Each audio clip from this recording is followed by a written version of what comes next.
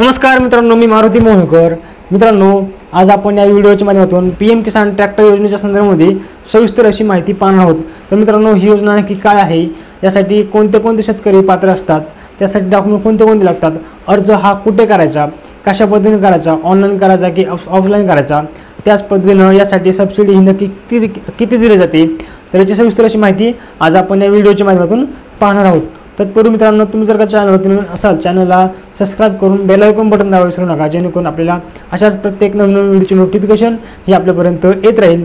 चला तर व्हिडिओला सुरुवात करूया।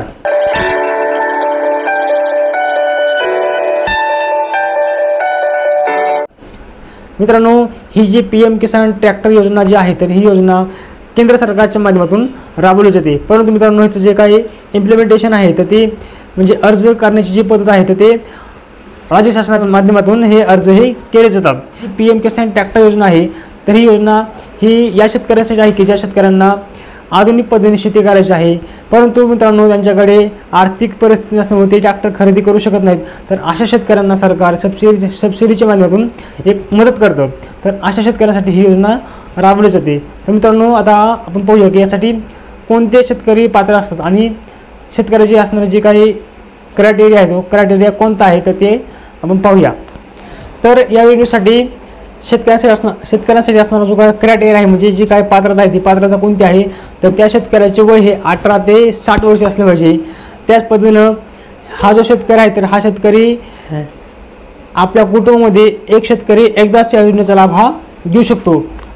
त्यानंतर पुढचं पाहिलं मित्रांनो, तर या योजनेसाठी अर्ज करण्यासाठी डॉक्युमेंट कोणते कोणते लागतात, तर तुमचं आधार कार्ड लागेल, बँक पासबुक लागेल, ड्रायव्हिंग लायसन, त्याच्यानंतर तुमचे 2 पासपोर्ट साईजचे photo, email ID, mobile number, 712-8। तर हे जे डॉक्युमेंट आहेत, हे डॉक्युमेंट मला त्या ठिकाणी द्यावे लागतात। रहिवासी दाखला देखील तुम्हाला त्या ठिकाणी द्यावा लागतो। तर मित्रांनो, आपण जर पाहिलं तर याला सबसिडी किती दिली जाते, तर ही सबसिडी जी आहे, ते सबसिडी ही त्या ट्रॅक्टरच्या साईजनुसार असते।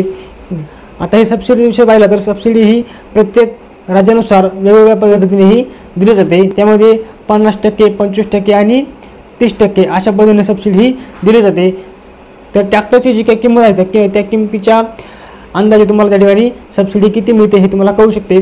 तर मित्रांनो, तुम्हाला जर का या योजनेसाठी अर्ज करायचा असेल, तर हा अर्ज कुठे करायचा, तर आता काही राज्यामध्ये हा अर्ज ऑफलाईन पद्धतीने केला जातो, तर काही राज्यामध्ये ऑनलाईन पद्धतीने देखील केला जातो। आता ऑफलाईन पद्धतीने अर्ज कसा करायचा, तर आपल्या जवळचे जे काही CSC सेंटर आहेत, म्हणजे कॉमन सर्व्हिस सेंटर आहेत, तर त्या ठिकाणी तुम्ही ते अर्ज हा करू शकता, किंवा ग्राहक सेवा केंद्र जे आहेत त्या ठिकाणी देखील तुम्ही तो अर्ज हा करू शकता। ऑनलाईन पद्धतीने अर्ज करायचा असेल, तर ऑनलाईन पद्धतीने अर्ज करण्यासाठी तुम्हाला जे काही ऑफिशियल वेबसाईट आहे, ते ऑफिशियल वेबसाईटवर जाऊन मी त्या ठिकाणी ऑनलाईन अर्ज करू शकता। तर मित्रांनो, तुम्हाला जर काही योजनेचा लाभ घ्यायचा असेल, तर हा व्हिडिओ नक्की शेवटपर्यंत पहा आणि तुम्ही देखील ऑनलाईन पद्धतीने अर्ज करून त्या ठिकाणी तुम्ही या योजनेचा लाभ हा घेऊ शकता। धन्यवाद।